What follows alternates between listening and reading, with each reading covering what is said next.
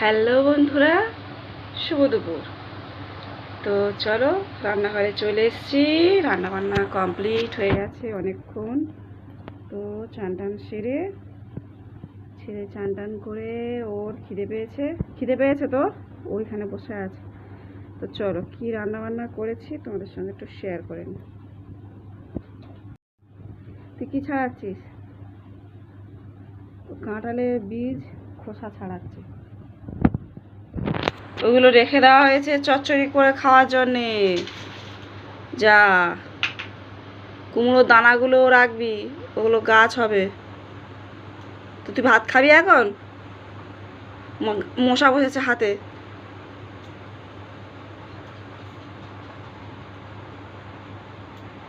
এই দেখো মশা বসেছে বলছি, তাও ওটাকে উড়িয়ে দে। উফ, রক্ত খাচ্ছে। এইরকম হেঁকাতি আমার একদম পছন্দ নয়। মার, দেখো। মারবি তো, এতক্ষণ পরে মারলি কেন? খায় নে তো চলে আয়, চলো এসো এসো এসো এসো, চলে এসো। বাবু ওটা সব তুলে রাখো, তুলে রাখো, তুলে রেখে হাত ধুয়ে চলে এসো। চলো আমি কী কী রান্না হয়েছে ততক্ষণ দেখাই। হ্যাঁ হ্যাঁ, কী কী রান্না হয়েছে ততক্ষণ দেখাই।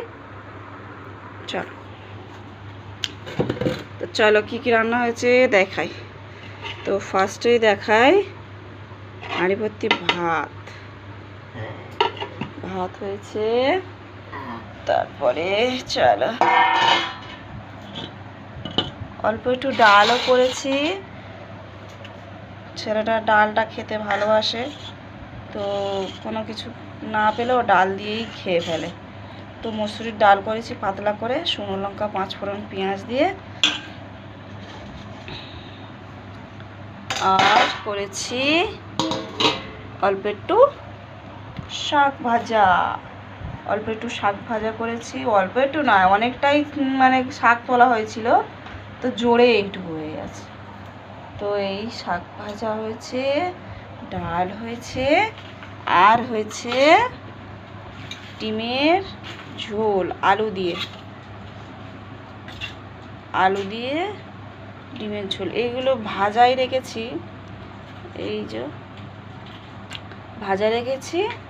তো দেখা যাক কে কী খায়, সেজন্য নয়, সাজো ডিম হলে খোসা ছাড়ে না, ওই জন্যে 4টে ডিম গোটা আছে আর 3টে ডিম ভাজা দিয়ে ঝোলে দিয়ে দিয়েছি। তো আজকে দুপুরে আমাদের এই মেনু, এই খাওয়া দাওয়া হবে। তো চলো এ বাবা, চলো তুমি একটু শুভ দুপুর বলে দাও।